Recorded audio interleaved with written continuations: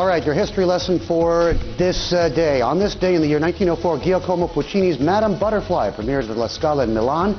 To disastrous reviews, Puccini eventually wrote 5 versions of the tragic opera, which follows the ill-fated marriage between an American naval officer and his young geisha Japanese wife. It's now the most performed opera in the U.S. So few revisions and success. Bingo.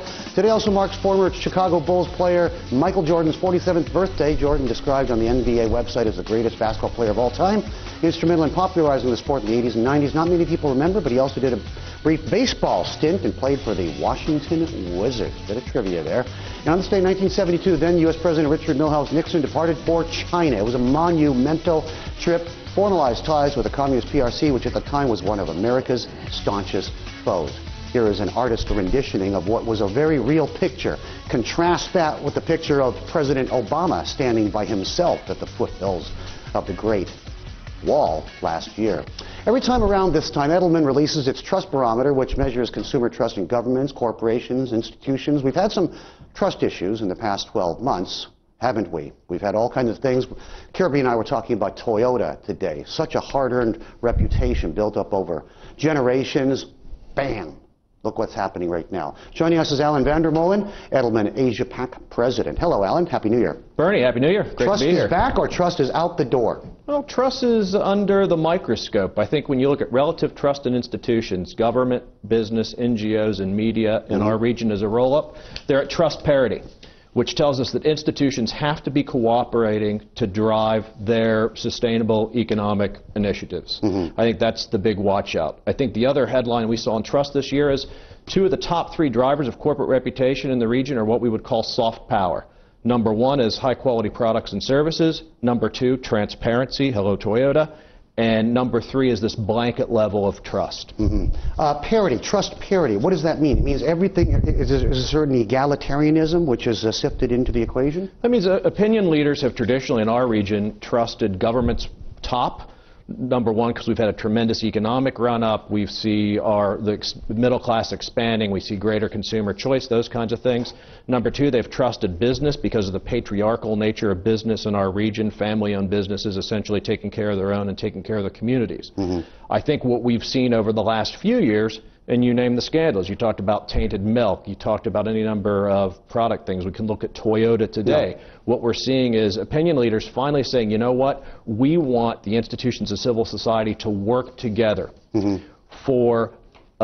to enable to continued sustainable economic growth in a way where we can have a check and balance in place across these institutions. Kirby, are you surprised by these results? I would have said that with things like, you know, the Lehman mini bond scandal in Singapore and Hong Kong, questions about product safety. I mean, there's this perception out there that business is not really on people's side. Governments, in many cases, are not seen as being in empowering the people, but just trying to justify their existence in many ways. I would have assumed that trust basically fell through the basement. Well, I guess if you're looking at it from a zero-sum game standpoint, to use that term again, that maybe there would be parity, but do you measure it overall? So did overall trust in everything fall, or did you not measure it that way? No. We look at it across institutions. Relative. So in the region this year, government slightly up, business flat, media slightly down, NGOs slightly down. And do you equate that ever, or have you, to stock market activity? If the private sector, if companies, businesses lost trust, does that mean that it may be a turn in the stock market in general, or have you not? No, we don't make that direct correlation, although when you do study it, you tend to see as the economic fortunes of a particular economy or a market go down,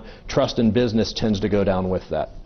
By the way, this fairly large sample size, how does this compare with your previous, the construction is, how does it compare with the previous models? Almost 5,000 people in about 2,000 countries. We've increased in Asia this year. We've added Singapore to our sample. So now we look at 7 markets across Asia Pacific. Singapore, did that skew the results at all? That's seen as a very hard-earned reputation for being a corrupt-free country and a competent government. You certainly see government as the most trusted institution by far.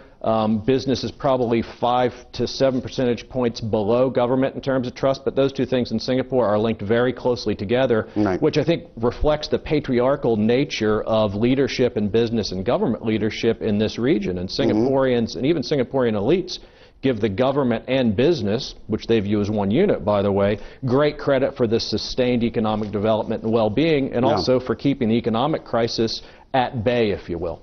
Did Edelman repeat this survey, this poll in different geographies as well? How did the Asia-Pac stack up? I'm sure if you laid it over the results from, say, the United States, you'd have a very, very different set of outcomes. Correct? Yeah, look, the broad differences are when you look at Asia versus North America versus Europe, here's what you see.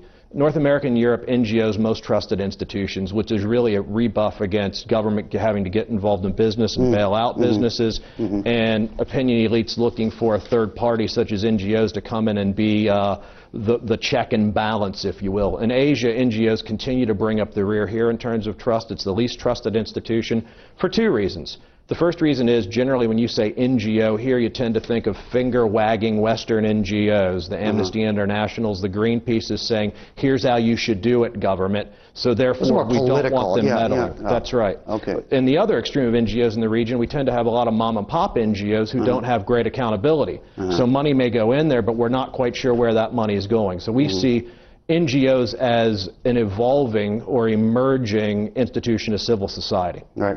One finding in this year's survey also, it might sound a little more esoteric, a little more qualitative and subjective, but a shift from focusing on shareholders to stakeholders. Now, you know, the Adam Smith classical definition of a company's overriding goal is to increase the wealth of shareholders, but that has clearly changed over the years and sort of been retooled and recalibrated. I'd suggest that Adam Smith is literally and figuratively dead.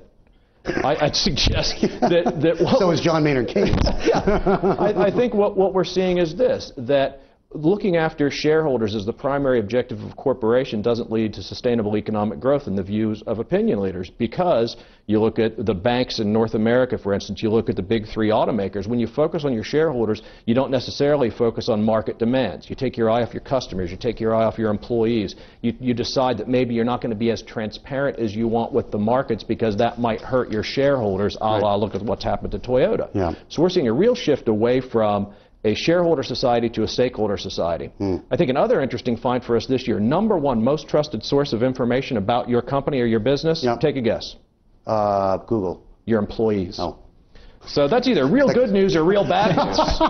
The gossip mill. It's real good news or real bad news, depending on where you sit and how you treat your employees, what your labor policies are, how transparent you are with them on your issues. Sounds like that previously unused suggestion box is getting kind of crammed full. Alan, thank you. Alan VanderMolen, Edelman.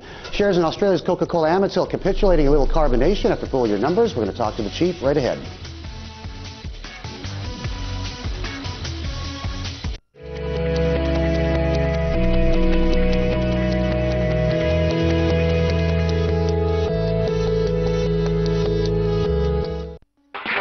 The Fixed Income Report, brought to you by BNP Paribas, the bank for a changing world.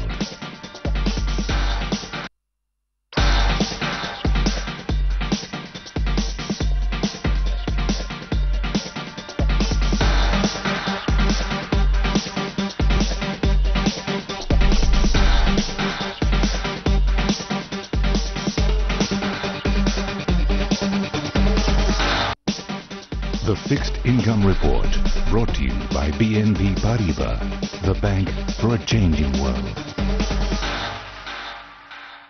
AA1 credit rating from Moody's, voted #1 in financial reputation by Wall Street.